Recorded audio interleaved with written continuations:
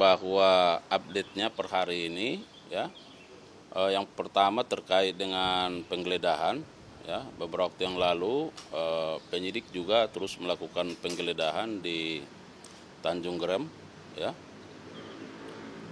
di salah satu kantor, dan dari sana penyidik menemukan ada 10 kontainer dokumen ya.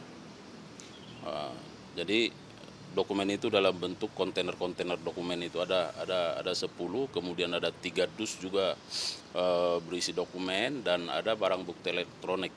Barang bukti elektronik itu ada yang sifatnya HP, handphone maupun flash disk ya, yang berisi data-data report dan kontrak. Dan itu sekarang sedang dipelajari oleh penyidik ya, untuk mencari korelasi dengan perkara ini.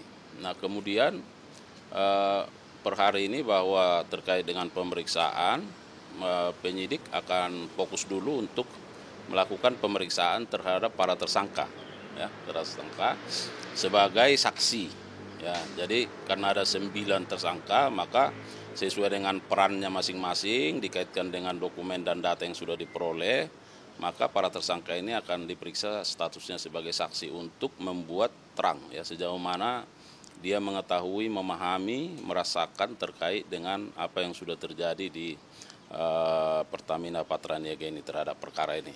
Nah, itu terkait soal update-nya. Artinya kan sudah ada penggeledahan, kemudian juga akan ada pemeriksaan para tersangka sebagai saksi. Ada lagi nggak Pak saksi yang akan diperiksa?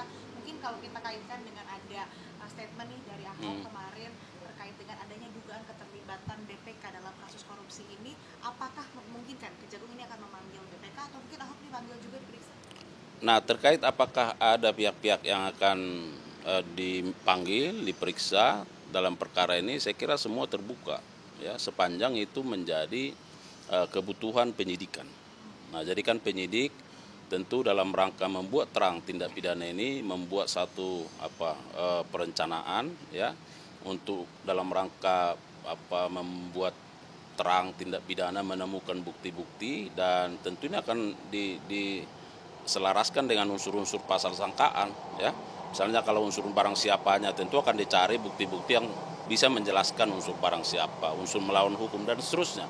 Oleh karenanya siapapun, pihak-pihak manapun, ketika penyidik menilai bahwa ini menjadi kebutuhannya, maka bisa saja untuk dipanggil dan diperiksa. Nah, terkait dengan pernyataan yang bersangkutan, apakah ada pihak-pihak tertentu sebenarnya yang terkait dengan perkara ini, maka saya kira ya ini harus diperjelas ya. Nah, kalau misalnya konteksnya nanti yang bersangkutan harus dipanggil, ya silakan saja sampaikan ya, karena kami sekarang, penyidik sekarang sedang fokus pada bagaimana perbuatan-perbuatan dari para tersangka ini disesuaikan dengan data-data dokumen, bukti-bukti yang diperoleh, betul-betul bisa menjelaskan itu.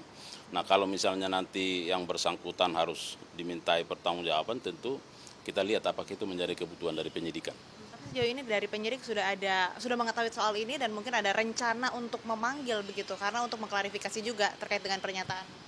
Ya, itu yang saya sebutkan, artinya ini kan terus bergulir kan.